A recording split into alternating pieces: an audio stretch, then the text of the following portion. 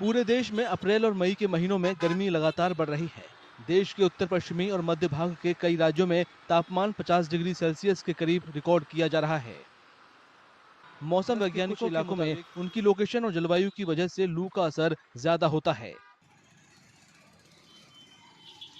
इसमें राजस्थान, दिल्ली एनसीआर, हरियाणा, उत्तर प्रदेश, मध्य प्रदेश और चंडीगढ़ जैसे इलाके शामिल हैं। यहाँ सूखी गर्मी और कम बारिश की वजह से लू का खतरा रहता है। अभी ऑलमोस्ट जे आप कह सकते हैं कि सेकंड वीक हो गया जब से नॉर्थ वेस्ट इंडिया में heat wave to severe heat wave prevail कर रही है। मीन टेम्परेचर 47 डिग्री से भी ज़्यादा कुछ हिस्सों में एग्जिस्ट कर रहे हैं और इसके लिए हमने काफ़ी दिनों से रेड अलर्ट दे रखा था। अगर हम आज की बात करें, आज के लिए हमने पूरा north west India starting from Rajasthan, Punjab, Haryana, NCR, Delhi, west Uttar Pradesh और मध्य प्रदेश में 2 दिनों के लिए रेड अलर्ट दिया हुआ है। अभी जो है मध्य प्रदेश में हीट वेव का दौर चालू है और बहुत सी जगह जो हीट वेव प्राप्त हुई है और आने वाले दिनों में भी हीट वेव का सामना करना पड़ेगा। वेस्ट एमपी में 2-3 दिन तक है और लेकिन ईस्ट एमपी में कुछ जगह जो है वो 5 दिन हीट वेव का चांस रहेगा। 48 के आसपास टेम्परेचर, हाईएस्ट टेम्परेचर रह सकता है अभी।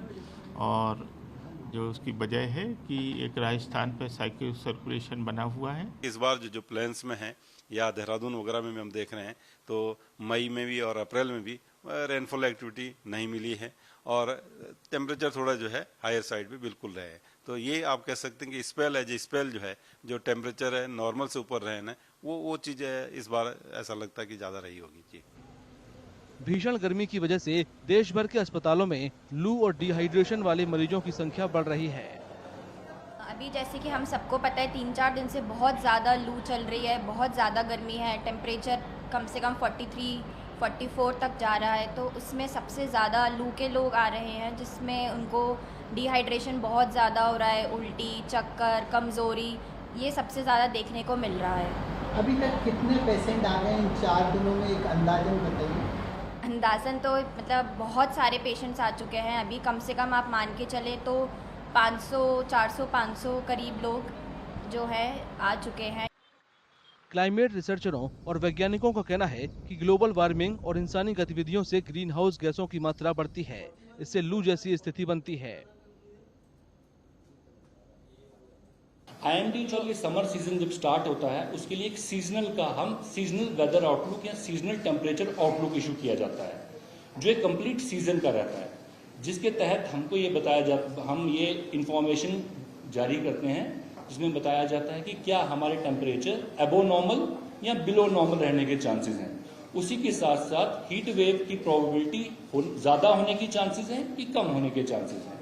जैसे कि IMD ने जो इस बार सीजनल स्केल का फोरकास्ट हमारा मई जून के लिए अप्रैल मई जून का जो इशू किया था उसमें ऑलरेडी मार्च मंथ के एंडिंग में ही ये बता दिया गया था कि जो हमारे टेम्परेचर्स हैं वो अबो नॉर्मल रहेंगे। Whether global warming is responsible for present heat wave condition in India? Answer is yes.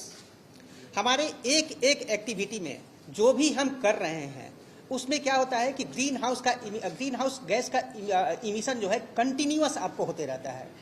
तो अभी जो प्रेजेंट जो कंडीशन है global warming, it has become a common term. और जब भी देखा गया है कि जब भी आपको ग्लोबल वार्मिंग आपको होती है 0.5 डिग्री, जब भी आपको ग्लोबल टेम्परेचर आपको इंक्रीज कर जाता है तो उसके चलते थंडरस्टॉर्म के केसेस जो है थंडरस्टॉर्म के केसेस भी बढ़ जाते हैं और हीट वेव के केसेस भी बढ़ जाते हैं।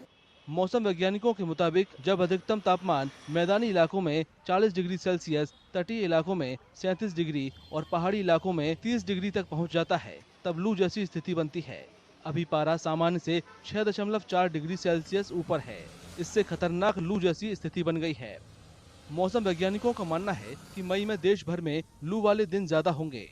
साथ ही उत्तर और पश्चिम भारत के कई हिस्से में औसत तापमान सामान्य से ऊपर रहेगा।